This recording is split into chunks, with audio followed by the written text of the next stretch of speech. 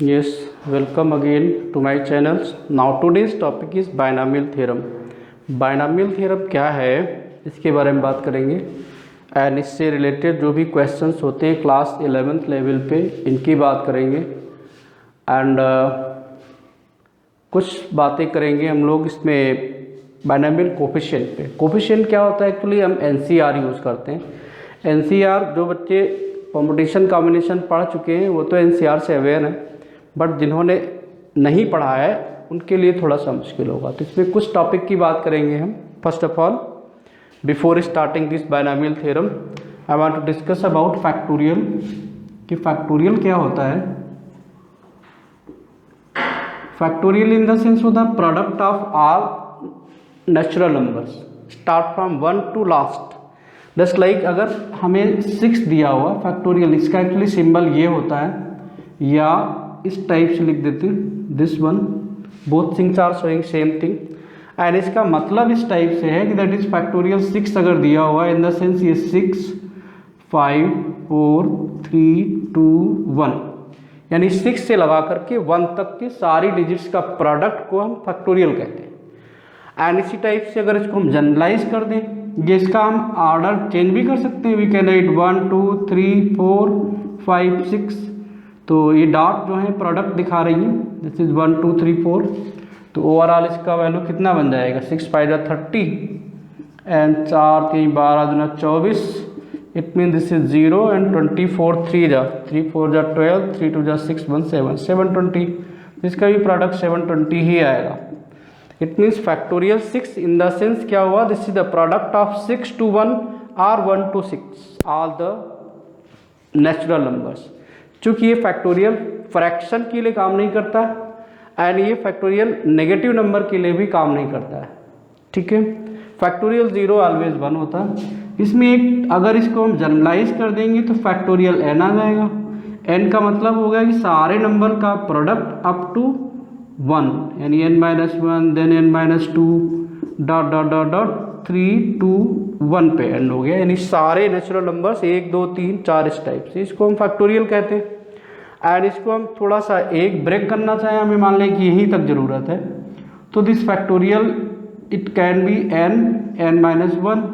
अगले आगे स्टॉप करना है तो फैक्टोरियल n-2 लिख दीजिए। इस टाइप से थोड़ा थोड़ा ब्रेक भी कर सकते हैं। जस्ट लाइक फैक्टोरियल 6 था तो फैक्टोरियल 6 को हम 6 इंटू फैक्टोरियल 5 भी लिख सकते हैं, और बढ़ाना है तो फैक्टोरियल 6 इंटू 5 इंटू फैक्टोरियल 4 भी लिख सकते हैं। इस टाइप से एक एक करके सब्ट्रैक्ट करते जाना है एंड जो भी फैक्टोरियल इस साइन के अंदर लिखा जाएगा उसका मतलब होगा product of all natural number start from 1 से टिल दैट नंबर। तो चाहे उसको मैं असेंडिंग ऑर्डर में लिख दें चाहे उसको डिसेंडिंग ऑर्डर में लिख दें। ये बात क्लियर हुई। इसमें एक चीज़ और भी ध्यान रखनी है, ये हालांकि कॉम्पिटिशन कॉम्बिनेशन में पढ़ा होगा। फैक्टोरियल 0 जिन लोगों ने कर लिया उनको पता है कि फैक्टोरियल 0 की वैल्यू 1 होती, कैसे प्रूफ होगी ये हम कॉम्पिटिशन कॉम्बिनेशन में देखेंगे। एंड फैक्टोरियल 1 होता है ये भी 1 होता है। तो ये कुछ क्योंकि हम बात कर रहे हैं कि भाई नेचुरल नंबर्स का ही प्रोडक्ट है तो 0 कहाँ से प्रकट हो गया, इसलिए फैक्टोरियल 0 की वैल्यू 1 होगी। ये कॉम्पिटिशन कॉम्बिनेशन वाले में देख सकते हैं, वहाँ से बात क्लियर होगी। दूसरा जो एक टर्म इसमें हमें याद रखना है तो NCR को हम बार बार यूज़ करेंगे। तो NCR का मतलब वैसे तो C फॉर कॉम्बिनेशन होता है, कॉम्बिनेशन मतलब सिलेक्शन।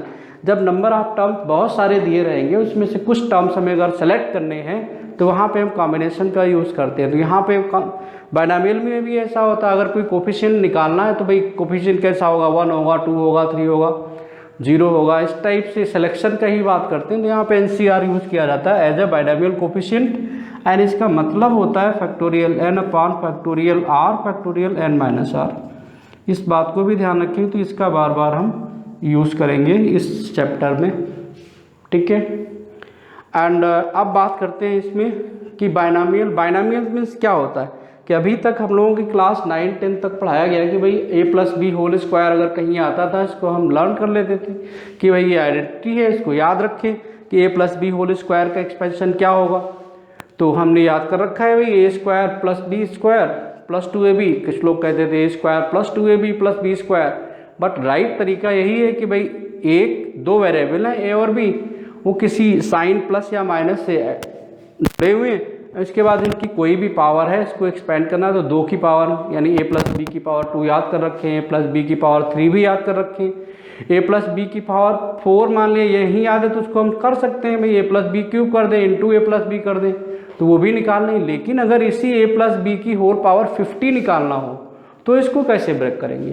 तो इसको ब्रेक करने के लिए हमें किसी एक ऐसे फार्मूले की ज़रूरत पड़ी, उसको ही हम बायनॉमियल थ्योरम कहते हैं। यानी इसका यूज़ केवल इतना ही है कि भाई अगर कोई बड़ी पावर किसी सम ऑफ 2 वेरिएबल्स के एक्सपेंड करना है तो this tool we can use for it, तो that is called binomial theorem. तो लेट्स सी बायनॉमियल थ्योरम का ट्रेंड क्या है, तो ट्रेंड के हिसाब से ही होता है, तो इसकी बात करेंगे। तो let's see first of all कि we try to understood that is binomial theorem क्या है। Binomial theorem in the sense that is sum और difference of any 2 variables if you are given and any power if you are given, then you can expand with the help of one relation and that tool, that relation is called binomial theorem। होती क्या है इसकी बात करते हैं, जिसको prove भी किया जा सकता है भाई मैथमेटिकल इंडक्शन, तो अगर प्रूफ करना चाहें तो प्रूफ भी कर सकते हैं, रिजल्ट तो हमें पता ही है। एंड इसको अगर देखें तो हम स्टार्टिंग से बात करें, अगर a प्लस बी दिया हुआ इसकी पावर 0 दी हुई है, 0 का मतलब क्या है भाई इसकी पावर, इसका वैल्यू 1 हो जाए, किसी की पावर 0 होती तो 1 होता है। फिर अगर इसकी पावर 2 हो रहा है तो इसका एक्सपेंशन पहले 1 बना दें तो इसका एक्सपेंशन देखिए केवल a प्लस बी आएगा। अगर a प्लस बी की पावर 2 हो जाए तो ये बनेगा a square plus 2ab plus B square.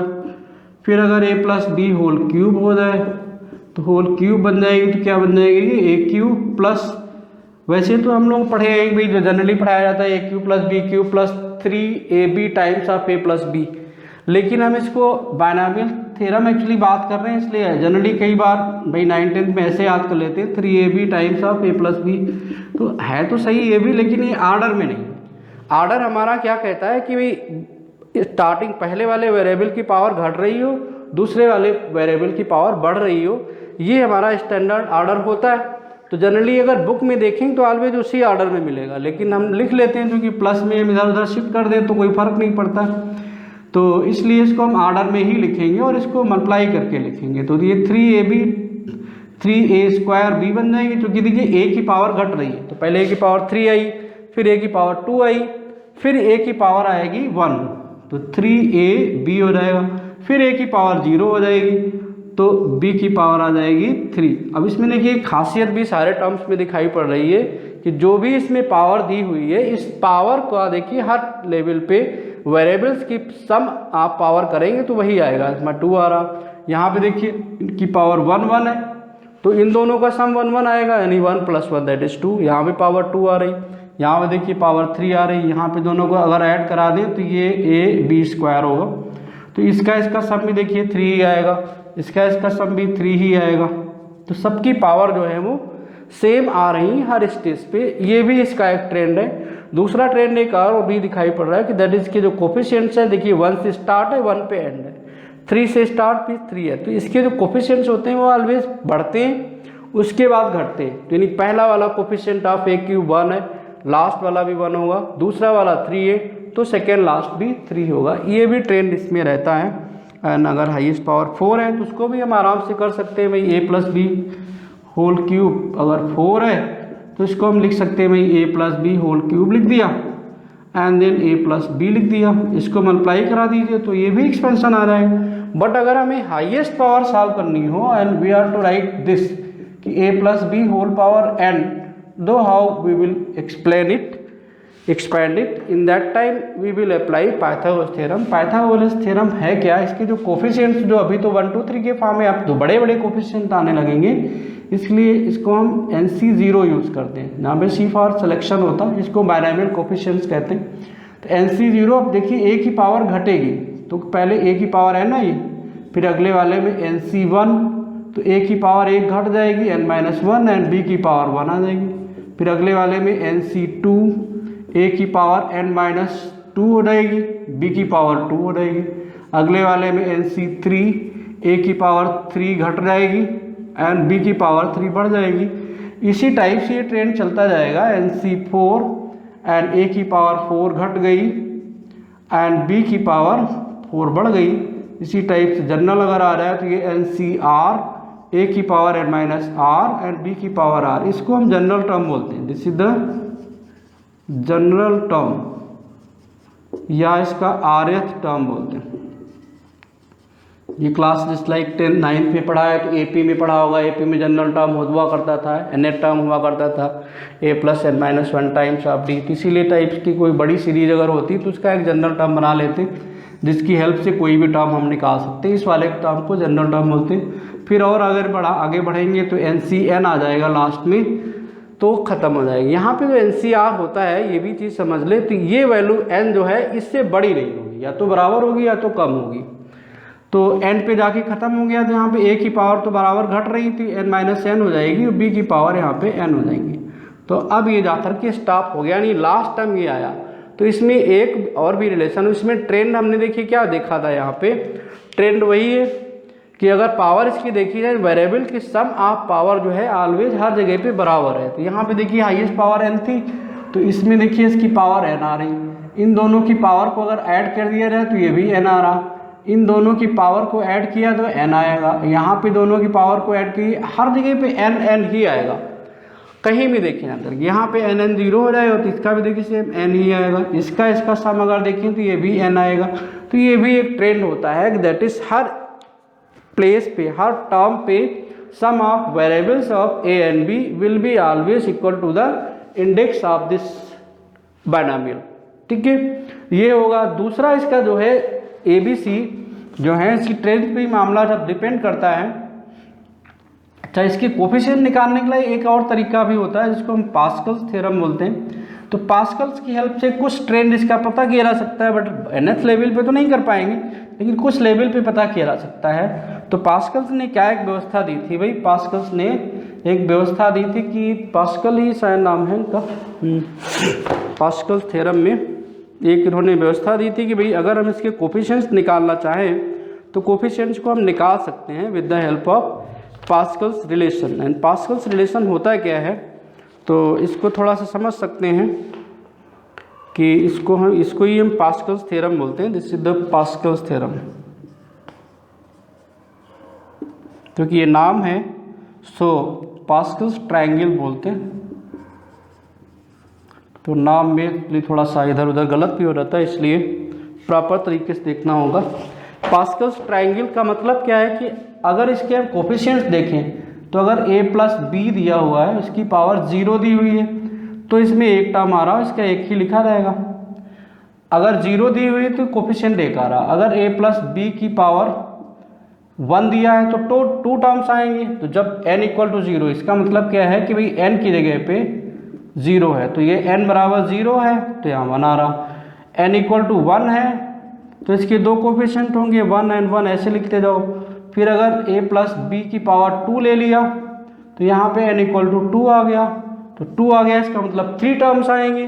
3 terms का मतलब इस 1 को इधर शिफ्ट करा दो, यहाँ पे इसको 1 शिफ्ट इधर शिफ्ट करा दो, तो जो तीसरा टर्म आएगा वो इसका सम हो जाएगा।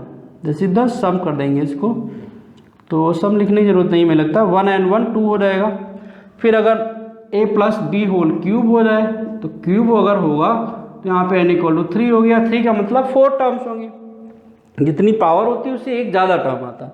तो यहाँ पे 4 टर्म होंगे, तो 1 इधर आ गया। अब इसका सम देखिए 3 बन जाएगा, इसका सम 3 बन जाएगा, और फिर ये 1 आ जाएगा। तो हमारी पावर 3 थी, जब थी देखिए होल पावर 3 थी, तो इसके कोफिशिएंट 3 3 1 आ रहे थे।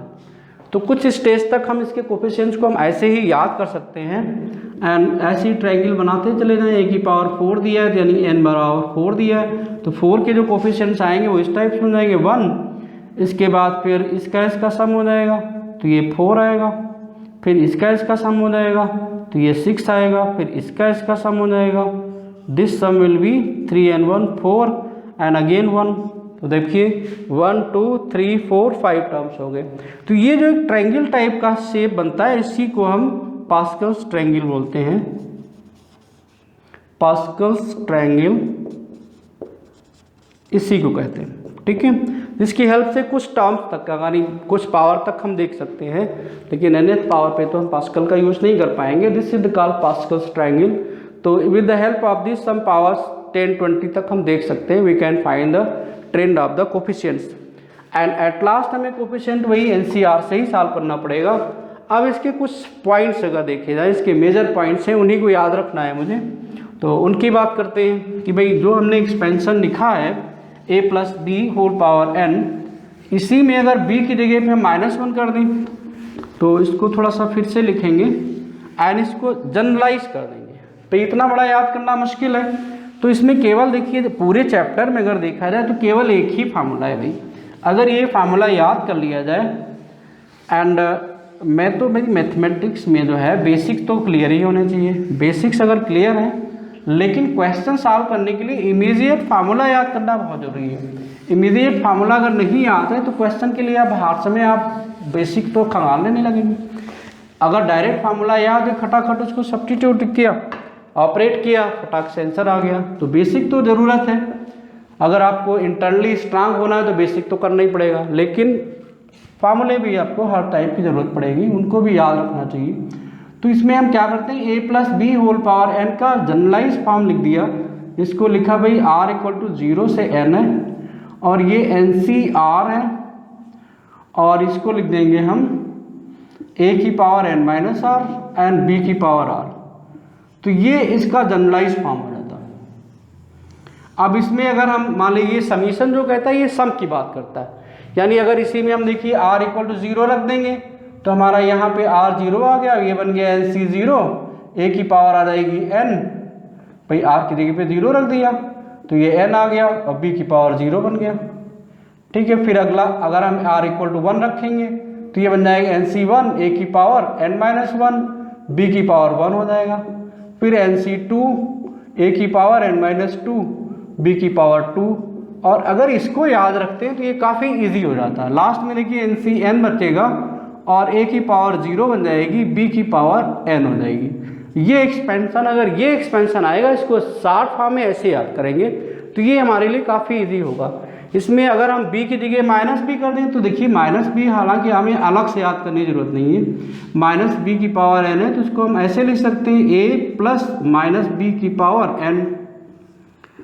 तो इस एक्सपेंशन में जहाँ जहाँ पे b है वहाँ पे माइनस b रख देंगे तो माइनस b का भी रिलेशन आ जाएगा, और जनरल फॉर्म में इसको ऐसे ही लिखेंगे सेम टाइप पे n and this is NCR, a की power n minus r and b जहाँ दिख रहा है वहाँ पे r लगा देंगे।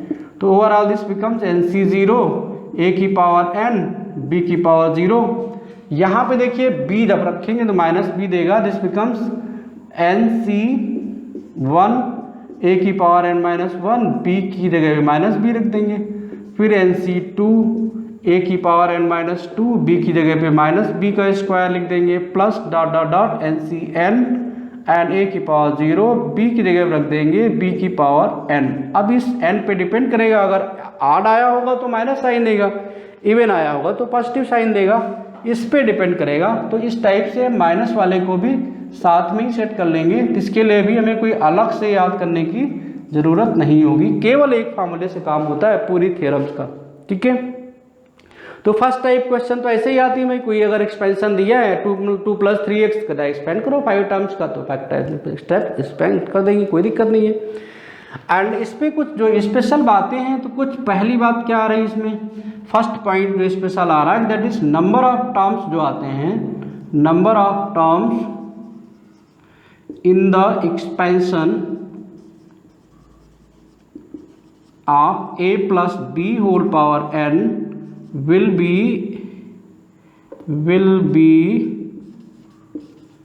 n प्लस 1 होंगी, यानी जो पावर होगी उससे एक ज़्यादा होगी। ये पॉइंट्स ही मेन होते हैं, इन्हें बहुत काफ़ी यूज होता है प्रॉब्लम सॉल्व करने के लिए।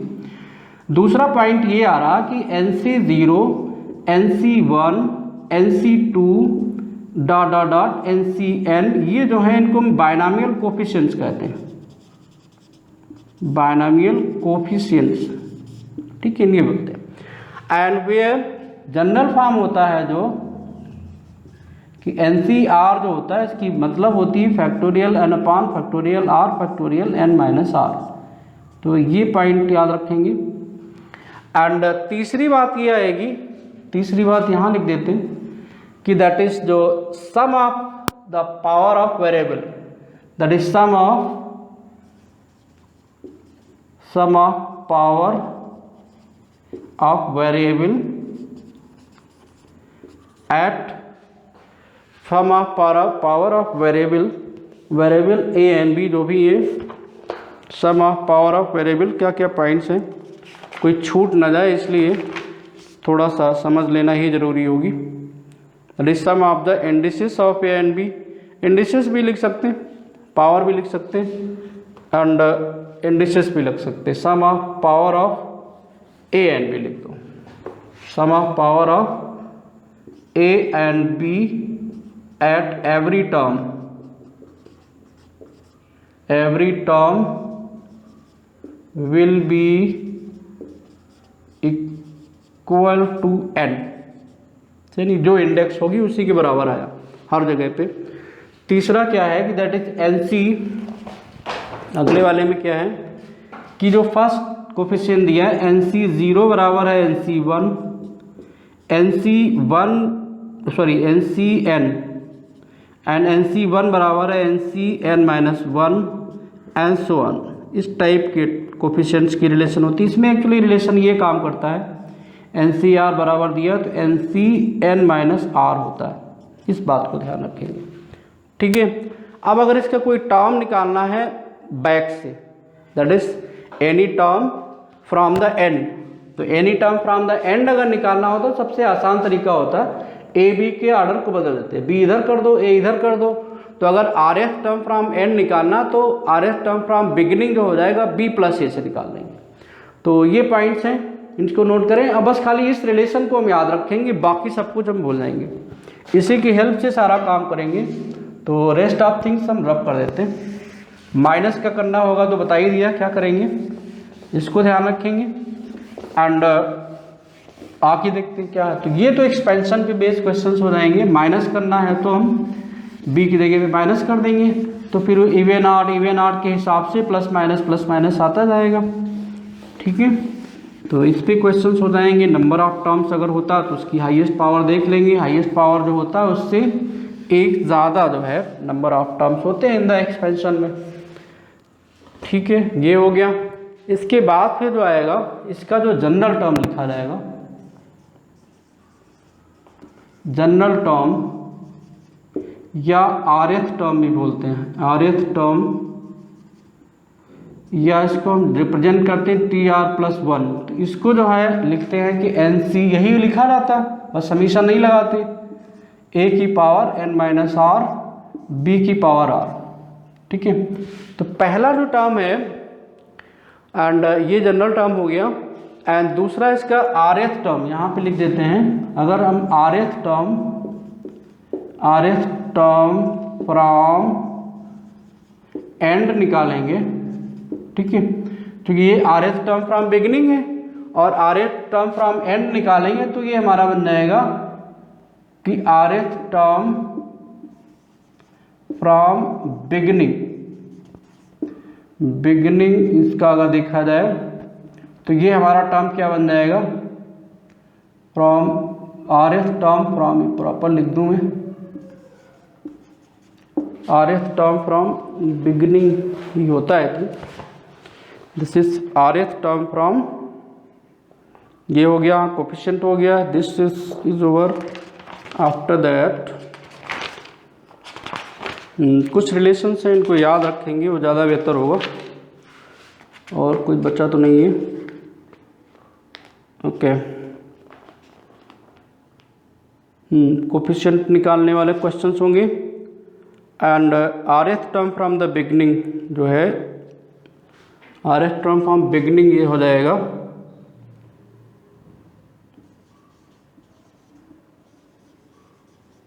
Beginning will be of A plus B whole power था वहाँ पे, तो यहाँ पे बी प्लस ए कर देंगे कि होल पावर है, ये यूज़ कर लेंगे तो ज़्यादा आसान होगा। एंड आर एथ टर्म निकालना होगा तो इस फार्मूले का यूज़ करेंगे, this is the general term. ठीक है, अब अगर मान लीजिए कोई क्वेश्चन दिया हो, अगर कोई क्वेश्चन दिया हो कि भाई हमें एक एग्जांपल ले लेते हैं, तो इस पे बेस्ड जो क्वेश्चन देखिए, जो एक्सपेंशन पे बेस्ड क्वेश्चन आते हैं पहली साइज में जनरली यही है कि एक्सपेंशन दिया होगा, कोई भी कोफिशिएंट दिया हुआ, इसको एक्सपेंड करिए 5 टर्म तक, 6 टर्म तक, ऐसे क्वेश्चन आते हैं। दूसरी वाले में मेन क्वेश्चन जो है 11th में वो दूसरी वाली एक्सरसाइज से ही आते हैं। इस पे क्या होगा, कोफिशिएंट बेस्ड क्वेश्चन होंगे कि भाई पर्टिकुलर x का कोफिशिएंट निकालो, x की पावर 3 का कोफिशिएंट बताओ, x की पावर 8 का कोफिशिएंट बताओ, इस टाइप क्वेश्चन होंगे, उसमें हम यही निकालेंगे। या कोई पर्टिकुलर मान लें कि 5th टर्म कहता बताओ, तो 5th के लिए हम इसी को यूज़ करेंगे, मिडिल टर्म से सी पे यूज करेंगे। इस पे भी इस क्वेश्चन जस्ट लाइक ये क्वेश्चन हमने लिया कि just like you are given example that is find sixth term in the expansion of x minus 1/x whole power 12 के बजाय 13 लिख दिया। सिक्स्थ टर्म कहता निकालिए। पहली बात तो ये सिक्स्थ टर्म, दूसरा कहता है इंडिपेंडेंट टर्म, तीसरा कहता है कि भाई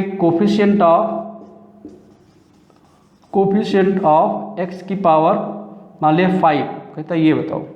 इतने टर्म्स हमें निकालने हैं इस एक्सपेंशन में, तो इसमें हर बार यही यूज करेंगे।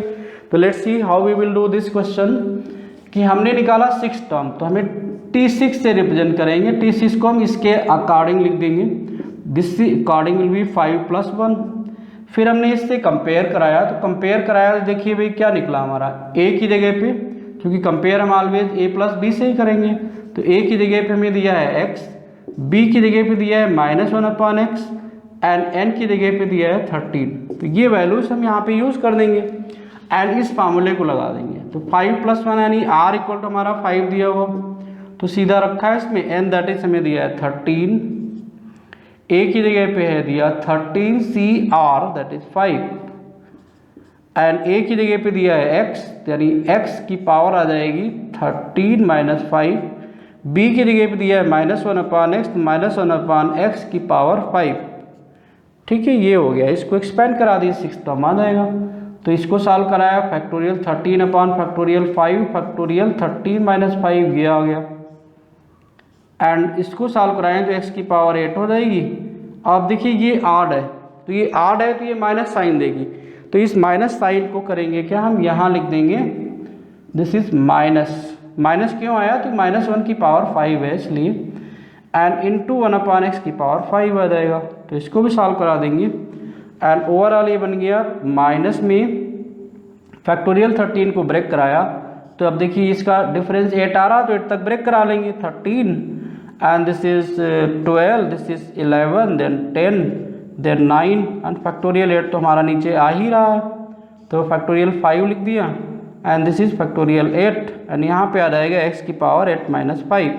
so this 8 is cancel, 5 से जो साल होगा this becomes -13 × 12 × 10 × 9 divided by 5 4 3 and 2 and 1 into x की पावर 3। ठीक है, तो यहाँ पे बन जाएगा 5 2 जा 10, ठीक है, एंड यहाँ बन जाएगा 3 4 जा 12, तो ये 12 कैंसिल हो गया एंड 13 9 जा कितना होता है, 13 9 जा आई थिंक 117 117। सो -117 x की power 3 will be the answer. अब कोई भी डिजायर्ड टर्म अगर निकालना होगा किसी भी एक्सपेंशन में, that we can find with the help of this relation, that's why this relation is called general form। जैसे कि हम लोग nth टर्म करते थे AP में, क्लास 10th में करा होगा सारे बच्चों ने, तो वहाँ से nth टर्म की हेल्प से हम कोई भी टर्म निकाल सकते थे, सेम बात यहाँ पर भी होगी। ठीक है, तो ये चीज़ हो गई।